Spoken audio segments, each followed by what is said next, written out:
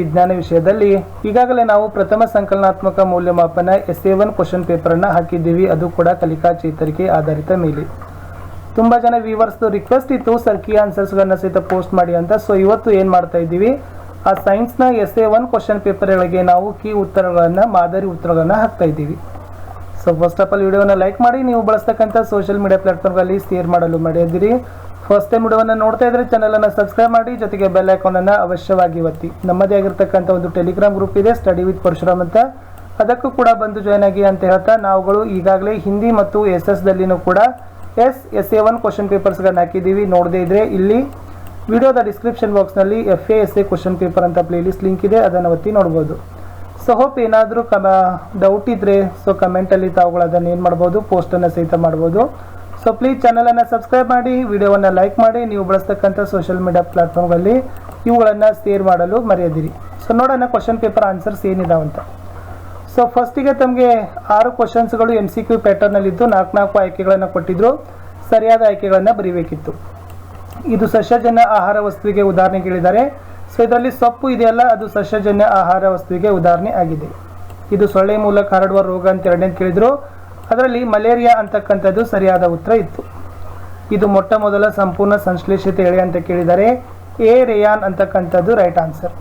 ಕೆಳಗಿನವುಗಳಲ್ಲಿ ಯಾವುದು ಬಡಿದು ಹಾಳೆಗಳನ್ನಾಗಿ ಮಾಡಬಹುದು? ಸತು, ಸಲ್ಫರ್ ಅಂತಕ್ಕಂಥದ್ದು ರೈಟ್ ಆನ್ಸರ್. ಸತು, ಸತು ಅಂತಕ್ಕಂಥದ್ದು ರೈಟ್ ಆನ್ಸರ್. ಇದನ್ನು ಪಳೆಯುಳಿಕೆ ಇಂಧನ ಅಂತ ಕರೀತಾರೆ ಅಂತ ಕೇಳಿದ್ದಾರೆ. ಸೊ ಡಿ, ಕಲ್ಲಿದ್ದಲು ಅಂತಕ್ಕಂಥದ್ದು ರೈಟ್ ಆನ್ಸರ್ ಇತ್ತು. 6ನೇದು ಭಾರತದ ಮೊದಲ ಮೀಸಲು ಅರಣ್ಯ ಕೇಳಿದ್ದಾರೆ. ಸೊ ಡಿ, ಸಾತ್ಪುರ ಅಂತಕ್ಕಂಥದ್ದು ರೈಟ್ ಆನ್ಸರ್. ಇನ್ನು ಒಂದೊಂದು ವಾಕ್ಯದಲ್ಲಿ ಉತ್ತರವನ್ನು ಬರಿಬೇಕಿತ್ತು. ಒಟ್ಟು 6 ಪ್ರಶ್ನೆಗಳು, ಒಂದಕ್ಕೆ 1 ಅಂಕ, ಒಟ್ಟು 6 ಅಂಕ. ಒತ್ತಡ ಅಂದರೆ ಏನು? ಒಂದು ಏಕಮಾನ ವಿಸ್ತೀರ್ಣದ ಮೇಲೆ ಪ್ರಯೋಗವಾಗುವ ಬಲಕ್ಕೆ ಒತ್ತಡ ಅಂತ ಕರೀತಾರೆ. ಜಾರು ಘರ್ಷಣೆ ಹೇಗೆ ಉಂಟಾಗ್ತದೆ? ಒಂದು ವಸ್ತು ಮತ್ತೊಂದು ವಸ್ತುವಿನ ಮೇಲೆ ಜಾರಿದಾಗ ಜಾರು ಘರ್ಷಣೆ ಉಂಟಾಗ್ತದೆ. ಕಳೆ ಎಂದರೇನು? ಕೃಷಿಗೆ ಒಳಪಡದ ಮತ್ತು ಅನಪೇಕ್ಷಿತ ಸಸ್ಯಗಳನ್ನು ಕಳೆ ಅಂತ ಕರಿತೀವಿ. 10ನೇದಿತ್ತು ಮಲೇರಿಯಾ ರೋಗಕ್ಕೆ ಕಾರಣವಾದ ವಾಹಕ ಯಾವುದು? ಸೊ ಮಲೇರಿಯಾ ರೋಗಕ್ಕೆ ಕಾರಣವಾದ ಪ್ರೋಟೋಜೋವಾ ಬಂದ್ಬಿಟ್ಟು ಅನಾಫಿಲಿಸ್ ಹೆಣ್ಣು ಸೊಳ್ಳೆ. ಅಪಾಯದ ಅಂಚಿನಲ್ಲಿರುವ ಪ್ರಾಣಿಗಳಿಗೆ ಉದಾಹರಣೆ ಕೊಡಿ. ಸಿಂಹ, ಕಾಡೆಮೆ ಮತ್ತು ಬಾರ್ಸಿಂಗ್ ಜಿಂಕೆಗಳು ಇವೆಲ್ಲ ಅಪಾಯದ ಅಂಚಿನಲ್ಲಿ ಇದ್ದಾವೆ. ಲೋಹಗಳು ಪ್ರತ್ಯಾಮ್ಲಗಳೊಂದಿಗೆ ಪ್ರತಿವರ್ತಿಸಿದಾಗ ಯಾವ ಅನಿಲ ಬಿಡುಗಡೆ ಮಾಡ್ತವೆ? ಉತ್ತರ ಹೈಡ್ರೋಜನ್ ಅಂತಕ್ಕಂಥದ್ದು ರೈಟ್ ಆನ್ಸರ್. ಇನ್ನು 2-3 ವಾಕ್ಯದಲ್ಲಿ ಉತ್ತರಗಳನ್ನು ಬರೀಬೇಕು. ಒಟ್ಟು 10 ಪ್ರಶ್ನೆಗಳು, ಒಂದೊಂದಕ್ಕೆ 2 ಅಂಕ, ಒಟ್ಟು 20 ಅಂಕ. ಇದು 40 ಮಾರ್ಕ್ಸಿನ ಕ್ವಶನ್ ಪೇಪರ್ನ ಪೋಸ್ಟ್ ಮಾಡಿದ್ರು. ನೀರಾವರಿ ಅಂದರೆ ಏನು? ನೀರಾವರಿ 2 ವಿಧಾನಗಳನ್ನು ಕೇಳಿದ್ದಾರೆ. ಬೆಳೆಗಳಿಗೆ ನಿಯತವಾಗಿ ಕಾಲಾಂತರದಲ್ಲಿ ನೀರನ್ನು ಒದಗಿಸೋಕೆ ನೀರಾವರಿ ಅಂತ ಕರೀತಾರೆ. ಸೊ 1ನೇದು ಬರ್ಕೊಡ್ರಿ, ಹನಿ ನೀರಾವರಿ. 2ನೇದು ಏನಪ್ಪ ಅಂತಂದರೆ ತುಂತುರು ನೀರಾವರಿ ಅಂತಕ್ಕಂಥದ್ದು. ಇವು 2 ಏನಪ್ಪ ಅಂದರೆ ನೀರಾವರಿಯ ವಿಧಾನಗಳು ಆಗಿದ್ದಾವೆ. ಮುಂದಿನ ಪ್ರಶ್ನೆ 14. ಸೂಕ್ಷ್ಮ ಜೀವಿಗಳ ಪ್ರಮುಖ ಗುಂಪುಗಳು ಯಾವುವು ಕೇಳಿದರೆ?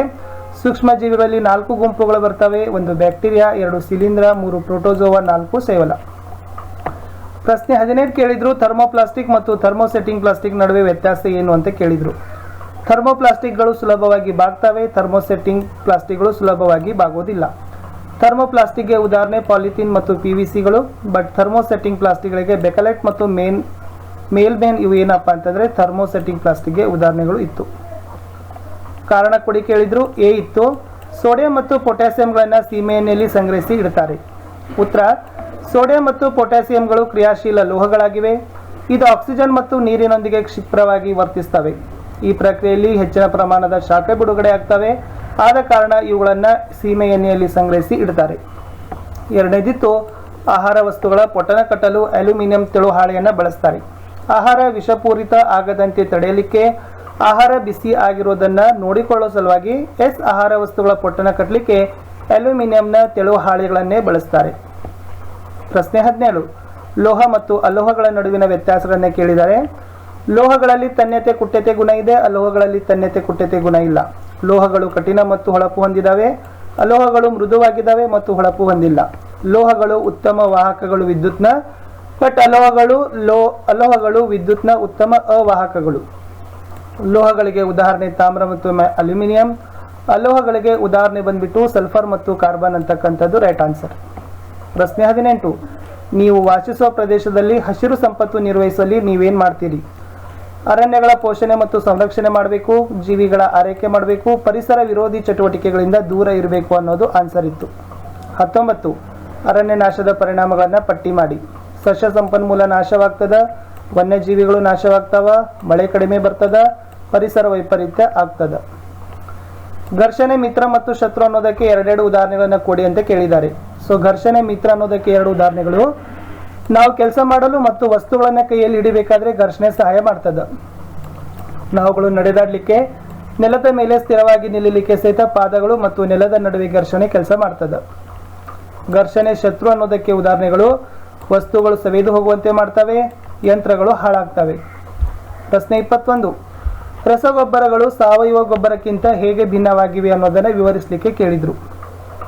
ರಸಗೊಬ್ಬರಗಳು ಮಾನವ ನಿರ್ಮಿತ, ಸಾವಯವ ಗೊಬ್ಬರಗಳು ನೈಸರ್ಗಿಕ. ರಸಗೊಬ್ಬರಗಳು ಕಾರ್ಖಾನೆಗಳಲ್ಲಿ ಉತ್ಪಾದನೆ ಮಾಡ್ತಾರೆ, ಸಾವಯವ ಗೊಬ್ಬರಗಳನ್ನು ಬಯಲಿನಲ್ಲಿ ಉತ್ಪಾದನೆ ಮಾಡ್ತಾರೆ. ರಸಗೊಬ್ಬರಗಳು ಮಣ್ಣಿಗೆ ಹ್ಯೂಮಸ್ ಒದಗಿಸ್ತವೆ, ಸಾವಯವ ಗೊಬ್ಬರಗಳು ಮಣ್ಣಿಗೆ ಹ್ಯೂಮಸ್ ಒದಗಿಸೋದಿಲ್ಲ. ರಸಗೊಬ್ಬರಗಳು NPK ಇಂದ ಹೆಚ್ಚಿನ ಸಮೃದ್ಧವಾಗಿರ್ತವೆ. ಸಾವಯವ ಗೊಬ್ಬರಗಳು NPK ಇಂದ ಕಡಿಮೆ ಸಮೃದ್ಧ ಹೊಂದಿರ್ತವೆ. NPK ಅಂದರೆ ನೈಟ್ರೋಜನ್, ಫಾಸ್ಫರಸ್, ಪೊಟ್ಯಾಸಿಯಂ ಅಂತಕ್ಕಂಥದ್ದು. ನೈಟ್ರೋಜನ್, ಫಾಸ್ಫರಸ್ ಮತ್ತು ಪೊಟ್ಯಾಸಿಯಂ NPK ಗೊಬ್ಬರ. ಅದು 22ರಲ್ಲಿ ಬಲ ಪ್ರಯೋಗದಿಂದ ವಸ್ತುವಿನ ಆಕಾರದಲ್ಲಿ ಬದಲಾವಣೆ ಆಗೋದಕ್ಕೆ 2 ಉದಾಹರಣೆ ಕೇಳಿದರು. ಒಂದೇದು ಏನು ಬರಬಹುದು ಅಂದರೆ ಪ್ಲಾಸ್ಟಿಕ್ ಬಾಟಲಿ ಹಿಡಿದಾಗ ಬಾಟಲಿಯ ಆಕಾರದಲ್ಲಿ ಬದಲಾವಣೆ ನೋಡ್ತೀವಿ. ಎರಡನೇದು ಜೇಡಿ ಮಣ್ಣನ್ನು ಕೈಗಳಿಂದ ಒತ್ತಿ ವಿರೂಪಗೊಳಿಸಿದಾಗ ಅದರ ಆಕಾರದಲ್ಲಿ ಬದಲಾವಣೆಯನ್ನು ನೋಡ್ತೀವಿ.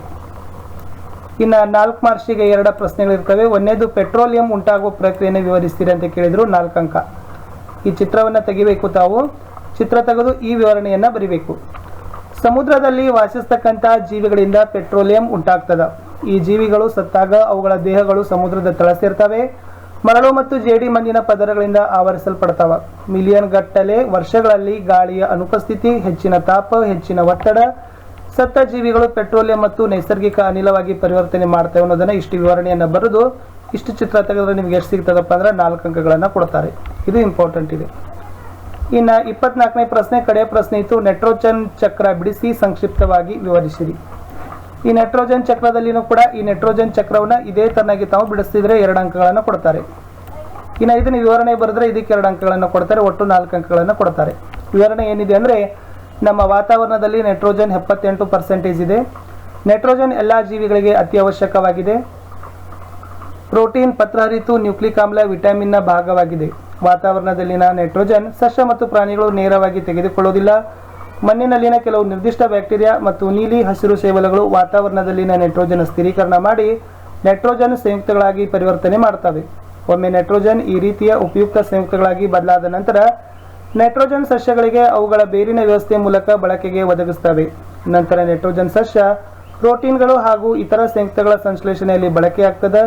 ಪ್ರೋಟೀನ್ ಮತ್ತು ಇತರೆ ನೈಟ್ರೋಜನ್ ಸಂಯುಕ್ತಗಳನ್ನು ಪಡೆಯಲು ಪ್ರಾಣಿಗಳು ಸಸ್ಯಗಳನ್ನು ಸೇವಿಸ್ತವೆ ಅಂತ ತಾವುಗಳು ಬರೆದ್ರೆ 4 ಅಂಕಗಳನ್ನು ಕೊಡ್ತಾರೆ. ಇಷ್ಟು 8ನೇ ತರಗತಿಯ ವಿಜ್ಞಾನದ SA1 ಕ್ವಶನ್ ಪೇಪರ್ ಮತ್ತು ಅದರ ಆನ್ಸರ್ಸ್ಗಳು ಇತ್ತು. ಫಸ್ಟ್ ಕ್ವಶನ್ ಪೇಪರ್ ಹಾಕಿದ್ದೀವಿ. ಇವತ್ತು ಆನ್ಸರ್ಸ್ಗಳನ್ನ ಬಹಳಷ್ಟು ವ್ಯೂವರ್ಸ್ಗಳ ರಿಕ್ವೆಸ್ಟ್ ಮೇಲೆ ಪೋಸ್ಟನ್ನು ಮಾಡಿದ್ದೀವಿ. ಓಕೆ, ಹಿಂದಿ ಮತ್ತು SS ಕೂಡ ಕ್ವಶನ್ ಪೇಪರ್ಸ್ ಇದ್ದಾವೆ. ಚೆನ್ನಾಗಿ ಓದಿ, ಕಲಿಕಾ ಹಾಳೆಗಳ ವಿಡಿಯೋಗಳನ್ನು ನೋಡಿ. ಓಕೆ, ಕ್ವಶನ್ ಪೇಪರ್ಸ್ಗಳಿದ್ದಾವೆ, ಅವುಗಳನ್ನು ನೋಟ್ಸ್ಗಳಿದ್ದಾವೆ, ಅವೆಲ್ಲ ನೋಡಿ ನಿಮ್ಮ ಎಕ್ಸಾಮಿನೇಷನ್ಗೆ ಚೆನ್ನಾಗಾಗತ್ತೆ. ಓಕೆ, ಮತ್ತೆ ಸಿಗ್ತೀನಿ ನೆಕ್ಸ್ಟ್ ವಿಡಿಯೋದಲ್ಲಿ. ಅಲ್ಲಿಯವರೆಗೂ ಬಾಯ್.